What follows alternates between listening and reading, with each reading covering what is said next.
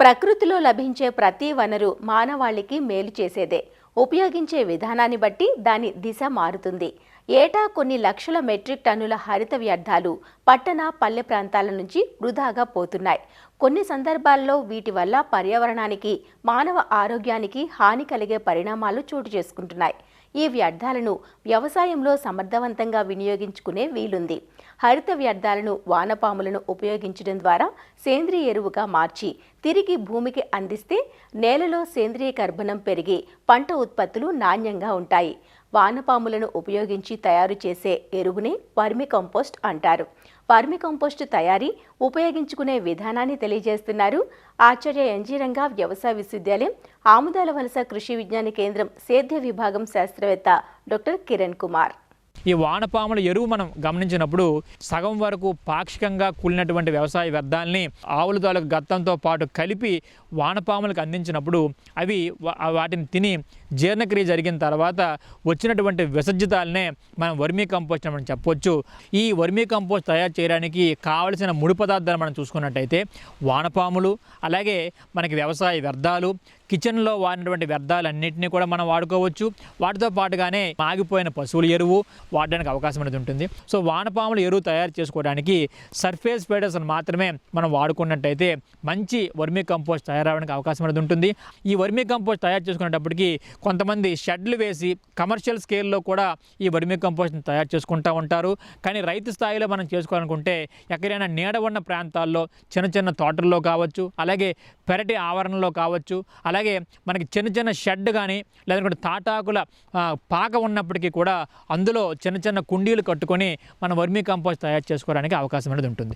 ఈ కుండీ నిర్మాణం మనం గమనించినట్టయితే ఈ కుండీ తాలూకు వెడల్పు అనేది 3 అడుగులు ఉండాలి. అలాగే పొడవు అనేది 15 అడుగుల వరకు ఉండొచ్చు. అలాగే లోతు విషయంకి వచ్చినట్టయితే అడుగున్నర వరకు కూడా లోతు పెట్టుకుని, అలాగే కుండీ తాలూకా వాలును బట్టి ఏదో ఒక వైపున ఒక చిన్న రంధ్రాన్ని మనం ఏర్పాటు చేసుకున్నట్టయితే ఈ వర్మీ కంపోస్ట్ కుండీల్ని క్రమం తప్పకుండా రోజు మనం నీటితో తడుపుతాం కనుక ఆ ఎక్సెస్ అయినటువంటి వాటర్ అనేది బయటికి పోవడానికి ఈ రంధ్రం చాలా చక్కగా ఉపయోగపడుతుంది అన్నమాట. ఈ వర్మీ కంపోస్ట్ కుండీల్లో ఈ వ్యవసాయ వ్యర్థాలని కూడా మనం పొరలుగా నింపడం అనేది చాలా చాలా ఇంపార్టెంట్ అండి. దానికోసమే మనం వ్యవసాయ వ్యర్థాలని సేకరించినప్పుడు మనం బయటే ఒక నెల నుంచి నెలన్నర వరకు కూడా బయటే వాటిని ఉంచి కుళ్ళింప చేసినట్టు చేసి ఆ తర్వాత కుండీలు నింపుకున్నా పర్వాలేదు, లేదా మనం కలెక్ట్ చేసినటువంటి వ్యర్థాలన్నింటినీ కూడా డైరెక్ట్గా కుండీలకు వేసి ఆ కుండీ లోపలే మనం 25 నుంచి 30 రోజుల వరకు కూడా కుండీని నెమ్మదిగా వదిలేస్తే అందులో కుల్లడం జరుగుతుంది. కుళ్ళిన తర్వాత ఈ వానపాములు మనం వేసుకున్నా కూడా సరిపోతుంది. ఎందుకంటే ఫ్రెష్గా వేసినటువంటి వ్యర్థాల మీద ఈ వానపాములు కనుక వదిలినట్టయితే దాని నుంచి ఉష్ణోగ్రత బాగా పెరిగిపోయి వానపాములు అనేవి చనిపోవడానికి కూడా అవకాశం అనేది ఉంటుంది. కాబట్టి రైతు సోదరులు వర్మీ కంపోస్ట్ కుండీని మనం నింపేటప్పుడు ఆ సేకరించిన వ్యర్థాలన్నింటినీ కూడా ముందుగా సగం వరకు బాగా కుళ్ళింప చేసినట్టు చేసి బయట ఆ తర్వాత మనం నింపుకున్నట్టయితే ఈ వర్మీ కంపోస్ట్ అనేది బాగా తయారవడానికి అవకాశం అనేది ఉంటుందన్నమాట. అయితే కుండీ నింపేటప్పుడు కూడా ఏవైతే లేటుగా కుళ్ళుతాయో కొబ్బరి డొక్కు కావచ్చు, అలాగే చెరుకు దవ్వ కావచ్చు, మొక్కజొన్న కట్టె, దాంతోపాటుగా జొన్న కట్టె, వాటిని కింద లేయర్లో వేసి దాని మీద మనం ఎండిపోయిన ఆకులు కావచ్చు, అలాగే సగం కుళ్ళినటువంటి ఏవైతే వ్యవసాయ వ్యర్థాలు ఉన్నాయో వాటిని వేసి దాని మీద పైపాటుగా ఈ బాగా మాగిన పశువుల ఎరువు వేసి దాని మీద ఈ పచ్చి పేడని నీటిలో కలిపి బాగా బురదలాగా వచ్చినటువంటి స్లర్రీలాగా చేసి ఆ స్లర్రీని, ఆ పచ్చిపేడ స్లర్రీని దాని మీద వేసుకున్నట్టయితే ఒక లేయర్ కింద అది మనకు కంప్లీట్ అవుతుంది. కుండీ తాలూకా మొదటి లేయర్లో ఈ వానపాముల్ని ఒక చదరపు మీటర్కి 1000 చొప్పున, అంటే సుమారుగా అవి 1 కిలో వరకు కూడా మనకు తూగుతూ ఉంటాయి. ఆ కిలో వానపాముల్ని ఒక చదరపు మీటర్లో వేసుకున్నట్టయితే అవి పైనటువంటి వ్యర్థాలను బాగా తిని అవి మనకి వర్మీ కంపోస్ట్ అనేది ఇవ్వడానికి అవకాశం అనేది ఉంటుంది. అయితే వర్మీ కంపోస్ట్ అనేది తయారైందా లేదా అనేది మనం గమనించినప్పుడు ఆ వర్మీ కంపోస్ట్ మనం చూడడానికి ఈ మెంతులు కానీ లేదా జీలకర్ర మాదిరిగా ఈ పొడిగాటి క్యాస్టింగ్స్ అనేవి వర్మీ కంపోస్ట్ బెడ్లో మనం గమనించవచ్చు. ఎప్పుడైతే అలా మనం వర్మీ కంపోస్ట్లో క్యాస్టింగ్స్ అనేవి మనం గమనించామో దాన్ని మనము ఆ వర్మీ కంపోస్ట్ తయారైందని లెక్కించి మనం ఇమీడియట్గా నీటిని ఇవ్వడం ఆపేస్తాం అనమాట. నీటిని ఇవ్వడం ఆపేసి తర్వాత దాన్ని మనం పోగుల కింద చేసుకొని తీసుకొని ఆ పోగుల్లో ఒక 4-5 రోజుల పాటు అలా ఉంచినట్టయితే ఆ పోగులో తేమ పోతుంది.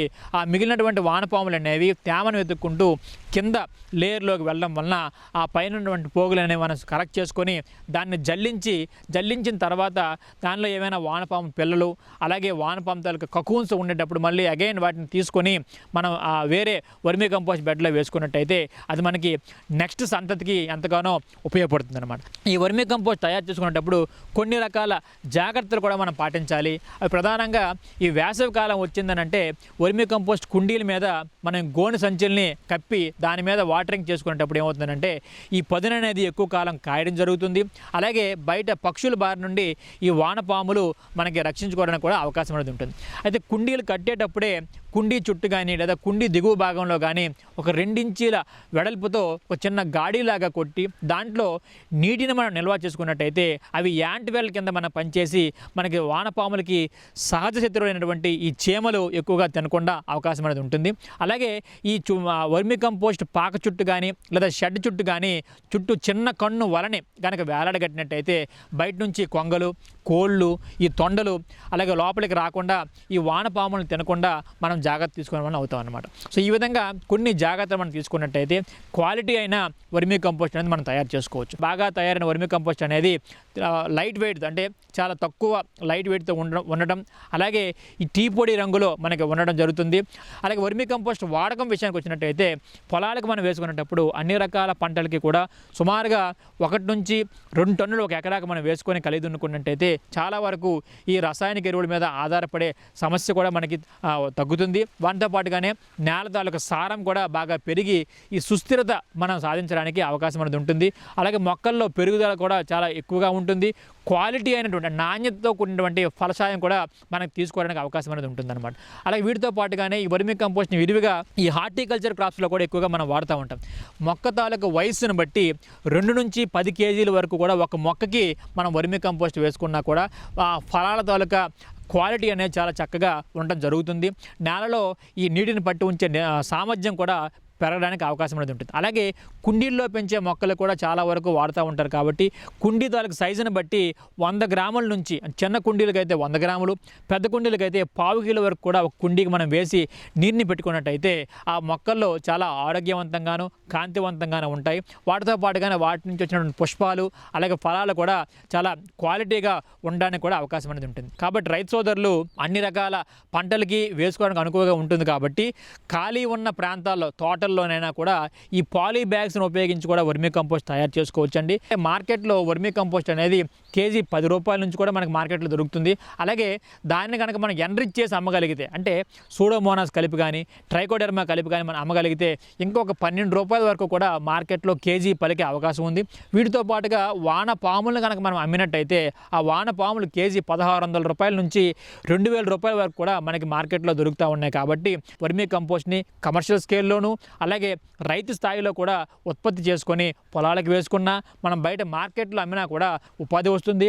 అలాగే రైతులందరికీ కూడా నేల సారం పెరిగి దిగుబడులు కూడా పెరుగుతాయి.